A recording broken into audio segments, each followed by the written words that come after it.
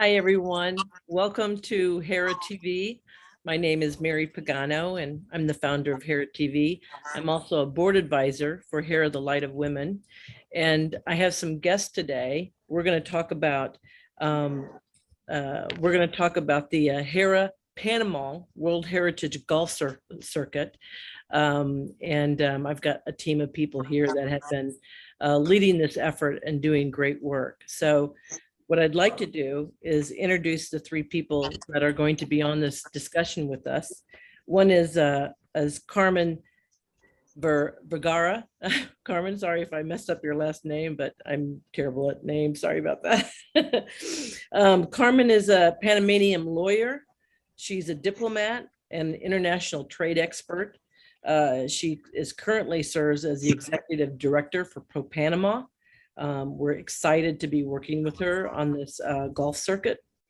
I also want to introduce Philippe Soleillant. And Philippe is a new board advisor to Hera, which we're excited to have him on team. And he's a marketing and communication consultant based in Paris. He has worked with the Golf Channel for years. He's run over 200 events. He knows golf inside and out. He has been leading this effort with the Hera Golf Circuit. And then I'd like to introduce Ghassan Aridi. He's also a Hera board advisor, and he's running our tourism and for Hera and Hera City. He's got a lifelong experience in the whole travel and tourism business.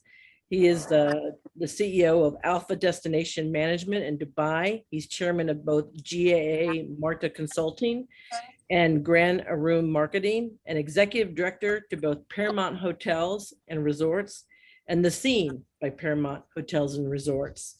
So obviously the bios on these three people are long, amazing. It will be posted in the details of this recording. But I'd like to welcome you all to the discussion. Can you all say hello? Hello. Hello. Hello, Mary. Hello, Mary. Hello, everybody. Hello. Okay, great. Thank you. I'm so glad that you guys are here.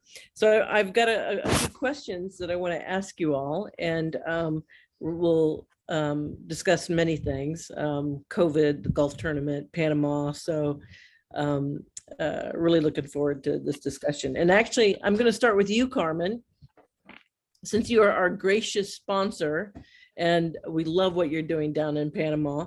But one of the questions I have, especially with us, this year of surviving COVID, 2021, 2020, whatever, it's been long. It feels like it's never ending. What is the situation today for Panama and its neighboring countries from the health and economic point of view? Well, first of all, thank you, Mary, and thank you to Hera for having us. It is a great honor and privilege to share the stage with the two such great personalities as you have convened, and of course with you. We miss you in Panama, so you have to come back soon.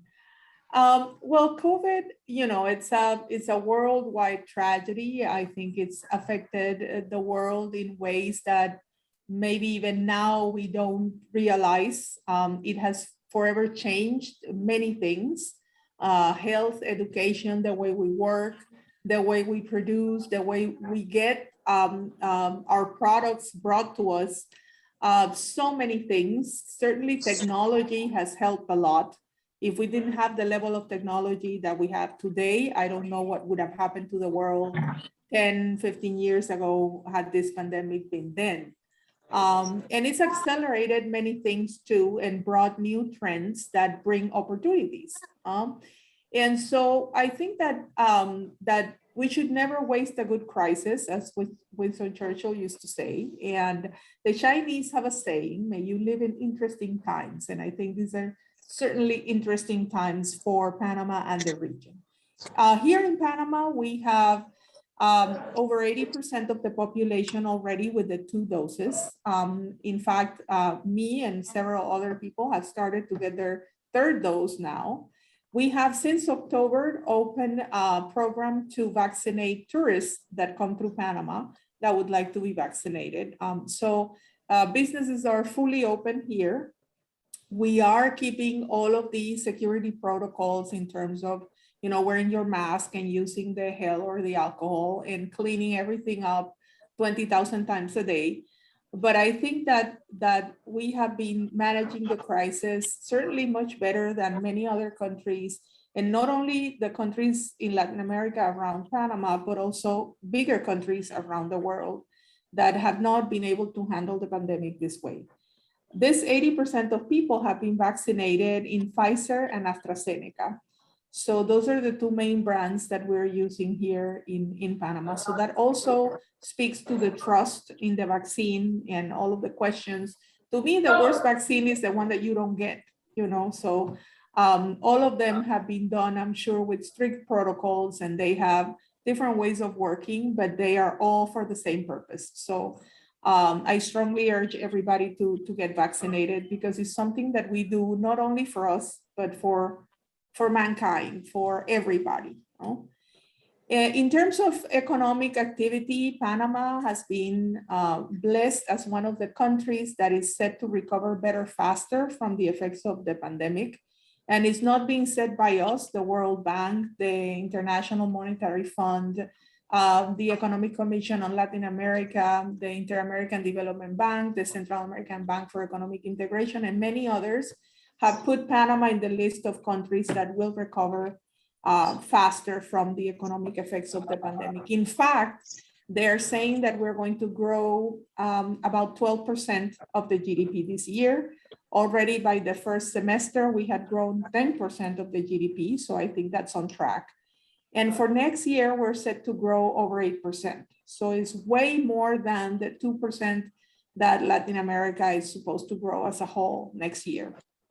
And I think that this comes from the fact that Panama had been doing its homework before the pandemic, and it has paid off now in the recovery process. But it also has to do with the trust that local and foreign investors have on Panama.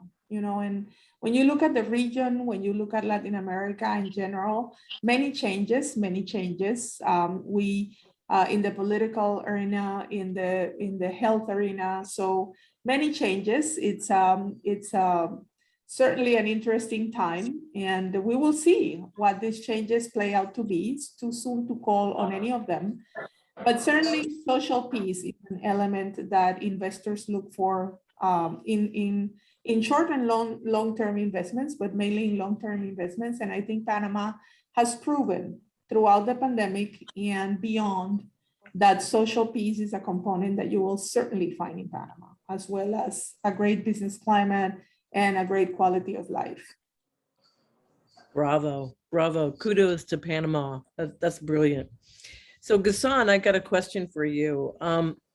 So the United Arabs has been welcoming visitors for the past month for the Expo 2020 Dubai, the first universal exhibition organized in the Middle East and the largest event on the global scale since the start of the COVID-19 pandemic. The United Arab Emirates are expecting 25 million visitors by the end of March 22. Can this universal exhibition be characterized as the most exceptional in history? Well, it's a very good question, actually. Expo 2020, that was postponed from last year to this year. Actually, it's Expo 2021 right now, but it makes a very big difference since the day one they start the Expo. Now Dubai, it's full of tourists. Dubai, all the hotels are enjoying occupancy of 100%. The country, it's really full of tourists. And they have done something very good in the United Arab Emirates. It's maybe one of the only countries that they have, at least with one shot, 100% vaccinated. And with two shots, they are 90% vaccinated the people who are resident in Dubai and UAE, and the local people of UAE and Dubai. So from the COVID point of view, it's not that it's not affecting much, as they don't do a lot of regulation, not complicating the regulation as they do from other countries. Maybe that's why they are easing a little bit the travel. That's why we find Dubai right now, it's full. The hotels are full, the tours that's full, the restaurants, everybody. Real estate, they are enjoying 20% in real estate recovery after we have 2 years of disaster. It's a true disaster. It was true disaster. I know that for everybody, but mainly for us was really very bad. But now the recovery, it's very fast, and it's very, you can notice it very well. And the expo, yes, played very big role in that aspect, yes. And 25 million, it's not far from there, because before the COVID, we reached the 18, 19 million. And maybe this is one of the only country that enjoy double-digit growth every year. And in tourism, double-digit growth, it's really big. Normally it's 2 to 1, 1.5. We were having 11, 12% increase every year. Now we still have much more, because we can't count the 2 years past. So this is the situation, yeah. That's impressive. That's very impressive. Thank you. We're hoping to be at Dubai 2022, 23. So we'll look forward to. You are much So, welcome. Philippe, I have a question for you. Yes. In our World Heritage Hera Golf Circuit, how can golf sublimate Hera, the light of women? What can golf bring to Hera? Yes, golf has long been considered as exclusively for men. People say the gentlemen only, ladies forbidden. Now it's the new era. It's the mentalities are changed in the society and in the golf too, So in the future, we will say, gentlemen, okay, ladies first. So golf is for Hera the formidable, the very good tool of communication. And I suppose that Hera will be a very nice international circuit with the Hera Panama World Heritage Golf Trophy. Very nice. Very nice. So, Ghassan, I got a question for you, since you're an expert in international tourism. Could you describe the evolution of this industry in the post-COVID years? Sorry? Yeah, so Ghassan, as an expert in international tourism, could you describe the evolution of the industry in the post-COVID years? Well, I think we still not clear. We were expecting in 2022 that it's going to be the tourism year. So everything will be back to the normal gradually by the spring 2022. But we heard about the new, the new virus, which is Omicron, the other one. So it is really now so difficult to understand what it will be the coming years,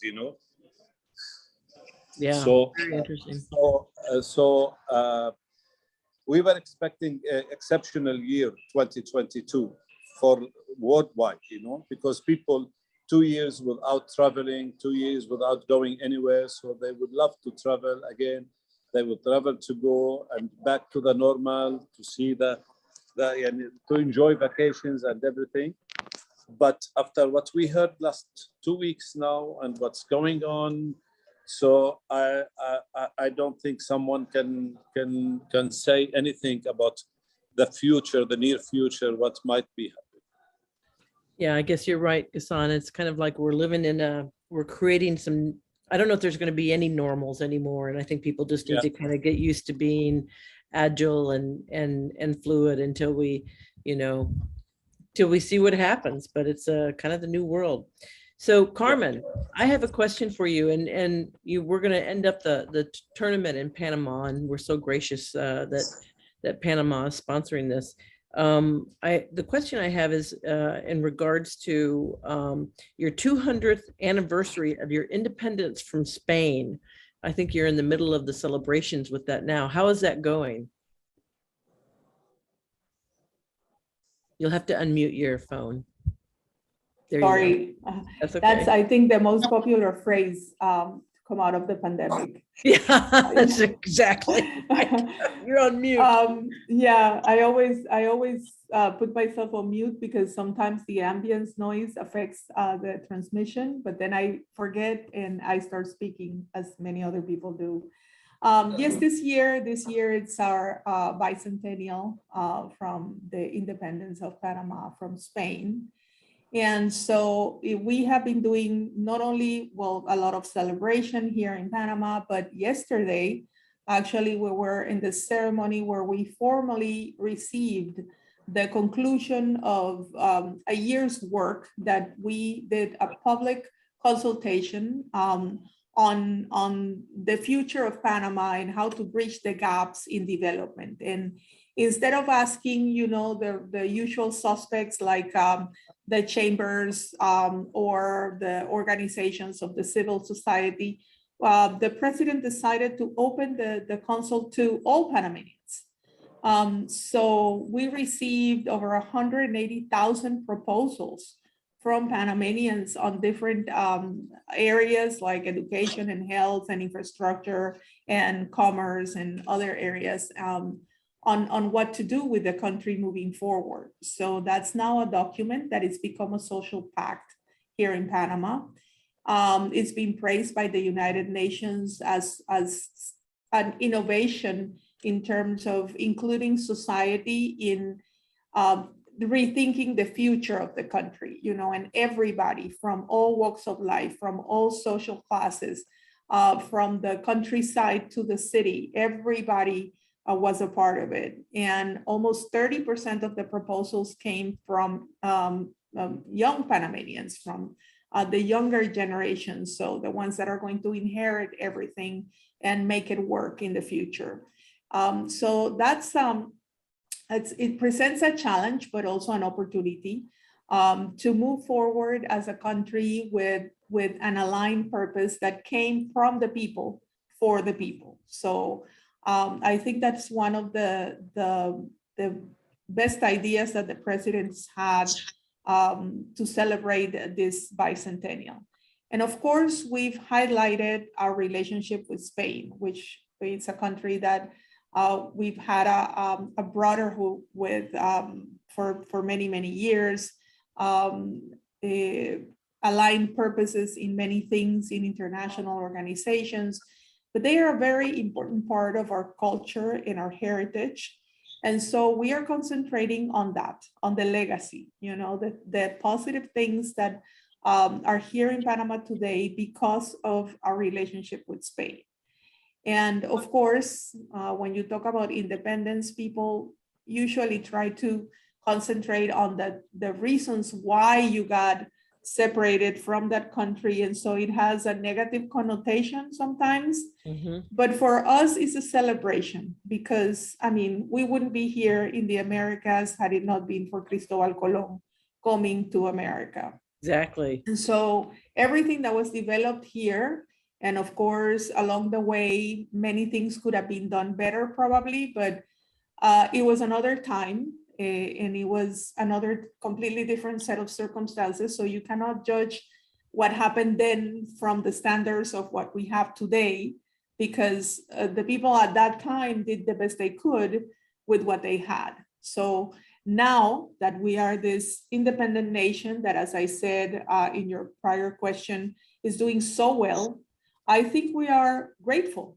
And so we are concentrating on, you know, the things that were built in our culture, like from gastronomy to music, our national dress, the pollera, which comes also from the heritage from Spain, and many other aspects that have shaped Panama into the country that it is today.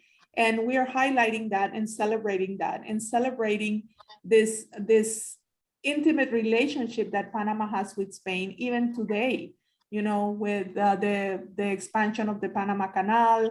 I mean, there are very strong ties, not only culturally. My family comes from Spain, many other families here in Panama too, but also from the trade perspective, Spain is most important partner in Europe for trade.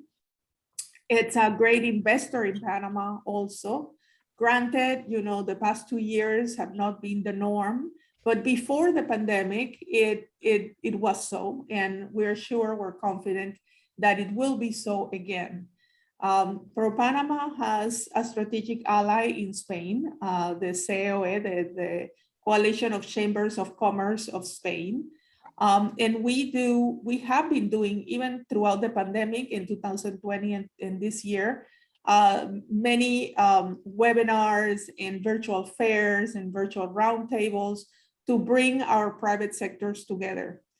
And at Expo, and I am also the commissioner for Panama to Expo, we have a pavilion there. And going to what has been commented on Expo, you know, the Panama Pavilion is one of the smallest ones. And in one day, we had almost 3,000 visitors. Wow. So that goes to show you, you know, the bigger pavilions get even more people. And it's full. I was just there in October for a National Day, and really everybody wearing their masks and being very respectful of social distancing, and the people inside the venues and all of that, but everybody enjoying Expo. And we did a program with Spain. We had on the 28th, which was the actual day of our independence, a gastronomic fusion where we had the paella and the arroz con pollo, or chicken with rice. That is our interpretation of the paella, but it comes from that. So we had in the restaurant at the Spanish Pavilion a tasting of arroz con pollo and paella, and we had a talk with the people that were there eating, explaining how the arroz con pollo came from the paella and what was the cultural root and all of that. And we also had our national dress with typical dancing from Spain and from Panama, so that they could see how our typical dances come from that cultural tradition in Spain, which of course was prior to the development of our cultural dancing in Panama.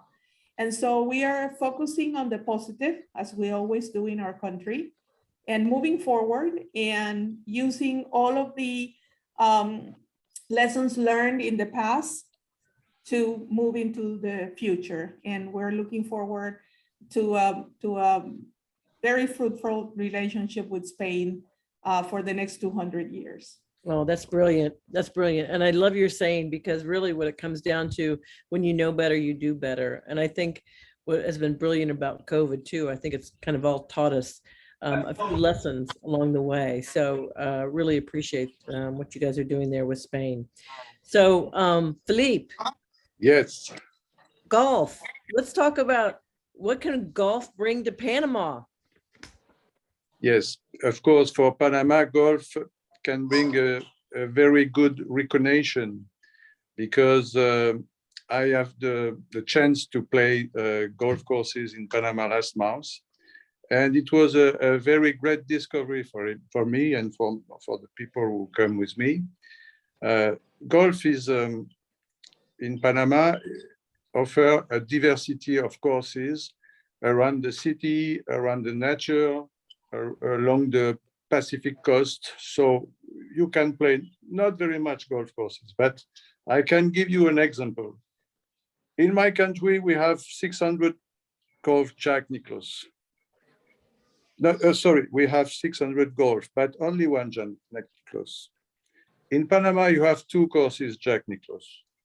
When you go to a Jack Nicklaus course, it's like where you go to a Picasso art exhibition or a 3 stars Michelin restaurant, you know? So there is no offer in my country, because if you are not member of a private club of Jack Nicklaus in France, you can play the course, you know. But in Panama, you can arrive one day to play the Santa Maria Golf Club, which is a wonderful golf club designed by Jack Nicklaus. You can, the day after, go to Buenaventura on the coast Pacific coast. It's the same. So the Panama can, of course, receive people from Europe. The European golf players, for example, have no experience that we can find in Panama. Not only for golf, but also for the secrets of gastronomy, the secrets of wellness. What else? Of course, what you can see in Panama, it's unique. And Panama can offer multiple but unique experiences. You know what? I'm sure Carmen would agree with you on that. So it is a very special country. So Ghassan, you're a golfer. How do you see the development of this sport in countries like Saudi Arabia or the United Arab Emirates? Well, you know, golf, it's very well known as one of the most expensive sport, but at the same time, we use the golf to attract tourists, because the golf tourists are really very good quality of tourists.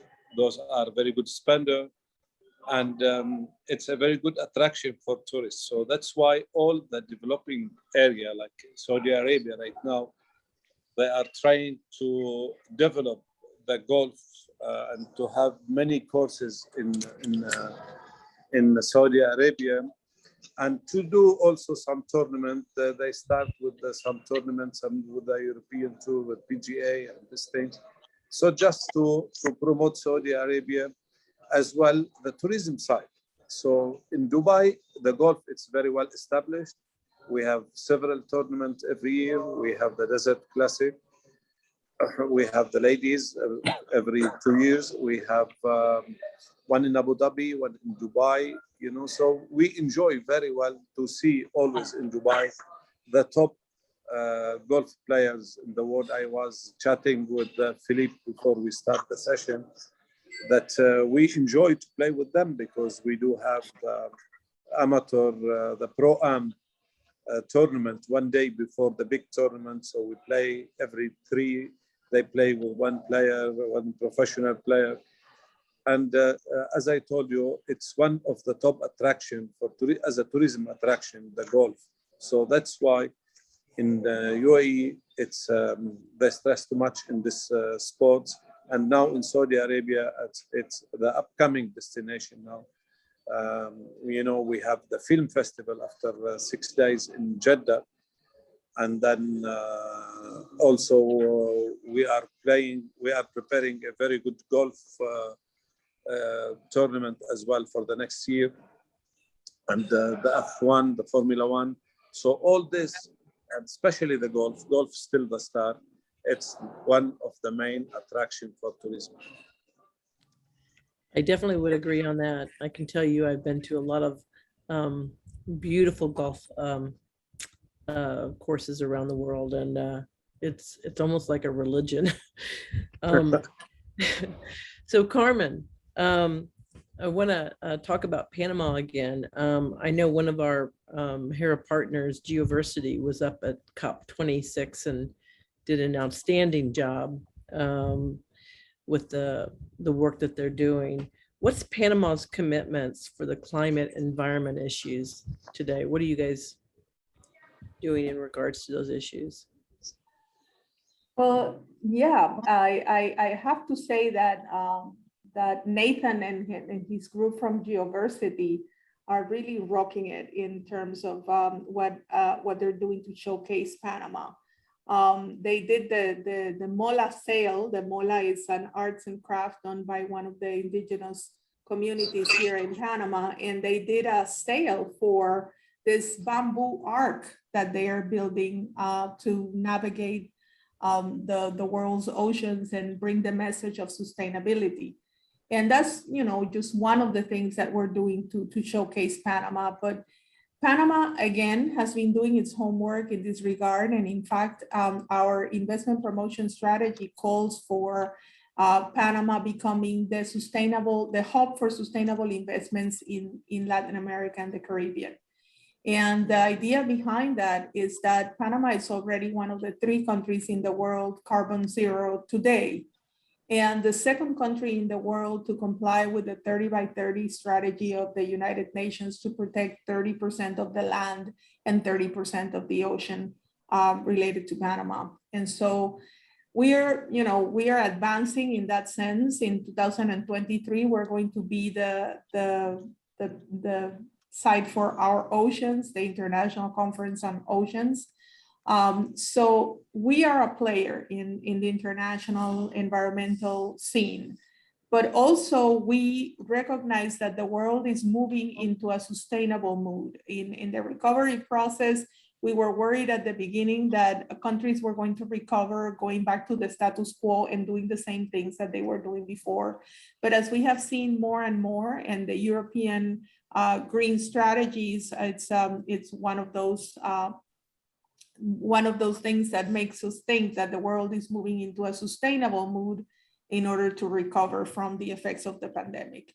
And you see it, 47% of consumers today, and this is a number that is constantly growing, prefers to get products that are sustainable or from companies that are sustainable. So all of these B-type companies, the companies with a purpose, that are not only worried about the bottom line, but that want to contribute and do something to affect positive change in the world that we all live in. Those are the kinds of companies that we are attracting to Panama in all sectors. Of course, tourism and energy are typically related to sustainability because of the companies or projects that are developed there. Tourism is the industry without chimneys already, so everybody always thinks of that. But you can think of sustainability in all walks of life, public transportation, logistics, food production. So many areas can be an area where companies can develop sustainable products or services. And so those are the types of investments that we are looking to bring to Panama to become the hub for sustainable investments, because the rule of sustainable investments is that they always, always, always have a social impact. And so these are the kinds of investments that we want to bring to Panama, the ones that affect positively the quality of life of Panamanians and affect that development moving forward, because usually you can have economic growth without having social development. And unfortunately, that happens a lot, especially for lack of planning. But you cannot have social development if you don't have economic growth. So we believe strongly that you can do good and still do well. And those companies that have that same frame of mind are the ones that we want to bring in all areas of investment. Well, I tell you what, you're right on, Carmen. And I think that a lot of the world is going to learn that the investments in sustainability, the ROI is going to be much higher than what we've witnessed in the past. So kudos to Panama on that. Philippe, I have another question for you in regards to the work that you're doing with Hera. So what are the golf projects for Hera and a few points? Yes, first, to design and sponsor international recognized golf events. The named Hera Panama World Heritage Golf Trophy can include international program with mixed teams from all over the world. We can imagine that we have 18 flags, 18 teams, 18 countries, So events, first, we have to bring together, of course, golfers, ladies and gentlemen, amateurs and professionals. And we have to develop the concept everywhere in the world of mixed events with B2B and B2C events. I mean, for example, Chamber of Commerce, annual competitions, something like that, And we have to mobilize the golf industry's actors around our events. The other thing is to convey a special offer to Panama for the European market, for example. And it could be interesting to give this offer to the professional, like the golf tour operators, the golf media, because the golf tour operators will be able to sell the destination and the golf media to speak about the destinations. But also ambassadors like directors of golf courses, golf clubs, professional, because the professional teachers are a very important community. They can bring their students, their clients with them to make small groups and discover Panama in a very, very nice area.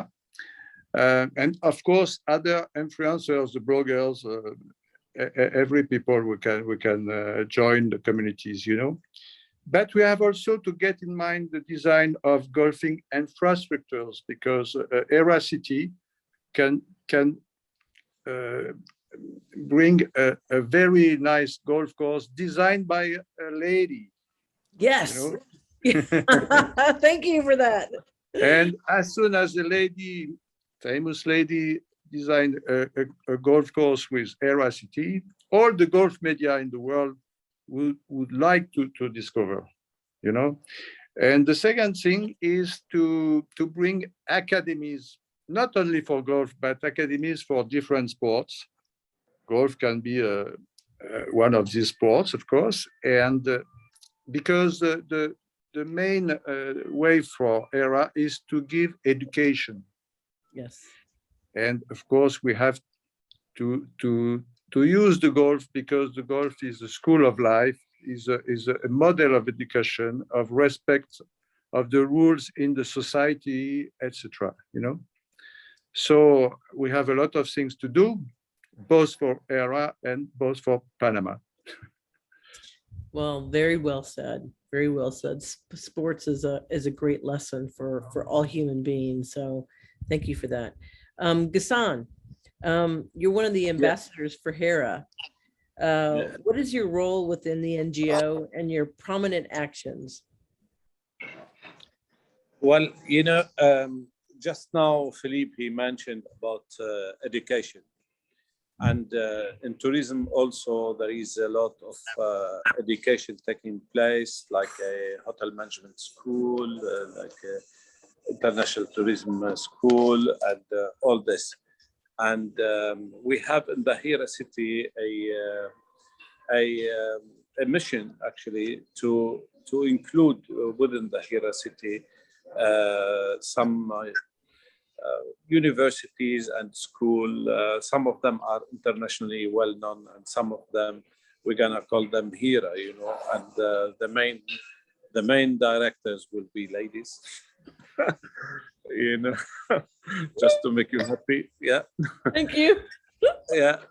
So this is in the tourism and education side, you know, and I will here mention for Panama, for example, they need this in Panama. They need to have a very good international hotel management university or school and these things. So my role, it's always to spread the tourism everywhere, you know, to develop the tourism everywhere, and especially with Hera and with Hera city, have a lot of things to do, and I'm always chatting with Marinella, and when we sit together, we talk like 2-3 hours about what we're gonna do later on.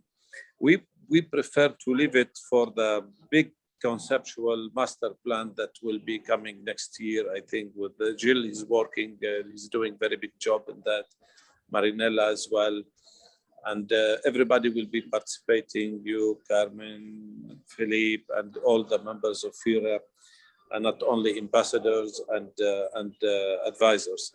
So the role of tourism, it's a very important sector in the world. You know, the people who works in tourism are more than the people who works in IT, for example, or motors or oil or other sectors. So tourism It's a super important role play in our life.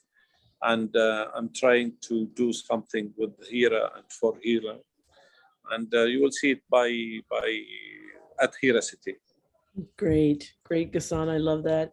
I can tell you the best education that I've ever gotten in my life outside of my my studies has been touring the world and observing different places and cultures. So Hera is truly about education, and what you're doing is going to be a very big piece of that. So thank you for that, truly. Thank you. May I leave you? I have to catch a flight. Okay. All right. Thank you, All Ghassan. right. Thank you for joining us. All right. I'm sorry for that. I have to catch a plane. Bye-bye. Okay. Bye-bye. Bye. So Carmen, very quickly, what message would you like to send to European tourists wishing to visit your country in the coming months? Oh my God, that they're all welcome. Welcome to Panama. We're open for business here. We have a new tourism strategy. The slogan is "Live for More," and I think that it's very appropriate for Panama because when you come here, you truly can experience life. I mean, this is a country that has everything to offer. We have beaches, we have the mountain, we have a volcano that it's full of life. It's the agricultural side of Panama. And it has one of the main retiring communities in the world, Boquete, where people come to live because they open businesses and they integrate themselves into the community. So for us, sustainability within the tourism sector also translates into the strategy, which is called Tourism Conservation and Research. And it calls for Panama to be a living lab where people can come and have not only an experience and learn something, but also they can actively contribute in a positive way to whatever they are experiencing. So when you come here and you go see one of the 7 indigenous communities that we have here in Panama, your visit will also impact that community because the proceeds from your travel to Panama will be invested in making that community's life better. And that goes across the board through all of the experiences that you might have here. And we have everything from sports fishing and surfing to just relaxing in a mountain cabin with a cool climate and go outside your door and pick a strawberry and eat it right there. So you can tour the coffee plantations. You can, as I said, visit one of the 7 indigenous communities that we have here in Panama. They're all different in every way possible, their food, their language, their religious beliefs, everything. So you will be really learning something, but actively participating. And I think that also Panama, it's a great place, not only to come visit for a while, but if you are in this new tendency of the digital nomads, and you want to move around and you're one of the few lucky ones that can, work from anywhere with a computer, Panama has the highest connectivity in Latin America. And so here you can work from a computer from the beach or from the mountains or from the city, and you can experience the whole country. So we have a new law.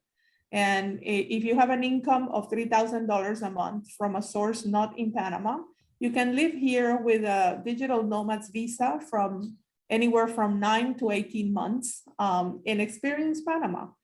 And so, as I said, we're open to receive tourists from Europe and from all over the world, and they will be very welcome in Panama, where the Constitution of Panama states that foreigners are treated equally as Panamanians. So you have all the same perks as Panamanians have, without having to fill out any paperwork. So come to Panama and experience it for yourselves. You know what? That is brilliant. That is very brilliant, because I wish more countries would do that. I mean, digital nomads were everywhere. We're expanding. And we're kind of one planet. So I really do appreciate what you guys are doing in that regards. So thank you for that. Maybe the rest of the world will be listening and change some of their laws. But so we're kind of close to wrapping up. I just wanted to see if there were any last minute things that you would like to say that's on your mind. We've had a really good discussion and good points of view. So anything, Philippe, that you'd like to say? I know Ghassan had to leave early, so. Yes, I want to say that the purpose of golf is to pull through this discipline. It's educational message, it's cultural message, and to as many people as possible, and I am agree with Marianela, who said that it's very important to consider that humanity can be better in the future if we bring the values, if we bring the education, if we bring of course, sports and golf particularly is a good way for that. And we have more than 80 million people in the world to reach and to say, join us Creating a new future for humanity. With fun and societal way, Yep, absolutely. Carmen, anything that you would like to say? Yeah, maybe to add to what Philippe was saying, I mean, sports and music and arts, it all contributes to making a human being whole. You cannot just have the academic side and not take care of the other sides, because the soul is what drives us. And every person needs to have that special thing that they call their own, because work is what you do, but it's not who you are. Oh, exactly. And so I think that in Panama, we recognize that, because we are called here in Latin America the land of champions, because of the champions that we have produced in many sports, baseball and boxing and football and many others. And because of that, we have developed a new law to bring training academies for sports to Panama. So we're starting with baseball, because it's a sport that is widely played here in the streets, even by little kids, but also for soccer. And hopefully let's look at golf, because I think it's a very strong culture of golf here in Panama. For such a small country, Philippe can tell you how many golf courses we have here. And so we take that sport very seriously here. And I think that anything that can bring us together, when you're playing a game, you don't care about political views or religion or race. Everybody's part of the team. And it's like in fashion or in music, you don't even have to understand the lyric of a song to enjoy it, whether it comes from your neighborhood or the other side of the world. And you saw it at Expo. I mean, we had Panamanian singers singing in Spanish. Oh, yeah. And everybody was dancing because of the beat and the music and the energy. And they didn't even understand what they were singing about. But it's those things that you have to look for that unite the world, especially now moving forward. Because if the pandemic has taught us something, is that we are all in this together. Yes. Because something can affect everybody at the same time, but in different ways. And the better prepared you are will take you to the other side in a better way. And I think that if we can use sports, art, gastronomy, the things that unite us moving forward, that is a great message. And it's a message that Hera is carrying out before the pandemic, but now more so. And I don't want to finish without thanking Marianela for thinking about us and including us in your program, and thanking you for being so gracious as to have us. So thank you very much. Well, thank you. I really enjoyed this discussion today. And Carmen, thank you for hosting our tournament and for us letting us come to your beautiful country. I'll be back. I think it's just absolutely gorgeous. And thank you, Philippe, for, putting this program together and driving it. You're brilliant. And of course, Ghassan, who unfortunately had to leave us for a flight, but he's our tourism guy. So I really appreciate everybody's time today. So thank you for joining. Thank you for your conversation, and thank you for supporting Hera. We love you all. So thank you very much. Bye. Thank you, Mary. Thank you, Carmen. Bye. Thank you, Philippe. Thank you, Mary. Goodbye. Bye. Yay. We did it. It wasn't that painful, was it? We got it done. Oh my God, I sweat bullets every time I have to speak in public. At least here, I'm just looking at your face, and it's not like the 20,000 people listening that I have to look at. So I know. it was When like I first started doing these interviews and I saw myself, I was like, oh my gosh, what am I doing? But I just decided, you know what, this is me, right? I mean, we all have unique DNA, and that's what makes us special on this planet, right? So that's right. They just can live with our flaws, and it's all okay. We're who we are. Exactly, not two alike. Yeah. So Philippe and Ghassan were both in Panama recently. So they, I think, are ambassadors to, what they saw and what the potential that they see in Panama looks like. Because coming from a Panamanian, I mean, of course, what can I say? It's like talking about You're a little my child. biased. You're a little biased. That's okay. That's right. But I think that, Philippe has traveled the world and seen golf courses all over the world. And he can truly say, what he saw here. And from his perspective, I think that speaks volumes. And the same with Ghassan, who has been doing tourism and developing countries for tourism all over the world. And look at what he did with Dubai. I mean, that speaks for itself. So when he comes here and he sees this and he sees potential here, I think that's what really speaks to people more than me saying something about Panama, Yeah. Brilliant. Brilliant. Yes. We're so looking forward to the golf thing. I have to learn to play golf before you come back, so that I can at least, maybe I'll just buy the outfit, and I'll just looking to from start the by the sidelines outfit. like, oh my God, yeah. It will be a pleasure. Yeah. All right. Thank you so much. Thank you, guys. See you soon. Take care. you Be soon. healthy. All right. Bye. Bye-bye. Bye.